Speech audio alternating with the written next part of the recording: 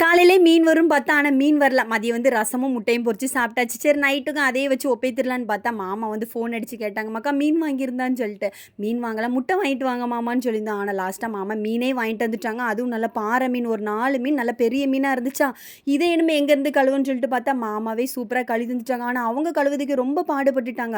இந்த தோலெல்லாம் உரிச்சு எடுத்து கட் பண்ணதுக்கு ரொம்ப ஹார்டா இருந்துச்சு. ஆனா இந்த மீன் வந்து சாப்பிடறதுக்கு நல்லா பஞ்சு போல இருக்கும். லாஸ்ட்டா மாமாவே குழம்பு வச்சு தரேன்னு சொல்லிட்டு தேங்காய் மட்டும் அரைச்சு குடுத்தேன். அதுக்கு பிறகு வந்து இந்த வெங்காயம், தக்காளி எல்லாம் போட்டு எடுத்து அவங்க ஸ்டைல்ல தான் மீன் குழம்ப கூட்டி வச்சாங்க. மாமா மீன கொதிச்ச பிறகு போடுவோன்னு சொன்னேன். ஆனாலும் கேட்கல. மாமா எல்லாம் கூட்டி எடுத்து அடுப்புல ஒரு அண்டா நெறைய கூட்டி வச்சாச்சு. சரி இந்த சக்கைய வெட்டிட்டு வந்து பார்க்கலான்னு பார்த்தா, எல்லாரும் சாப்பிட ஆரம்பிச்சாச்சு. அவ்வளோத்துக்கு எல்லாத்துக்கும் பசி.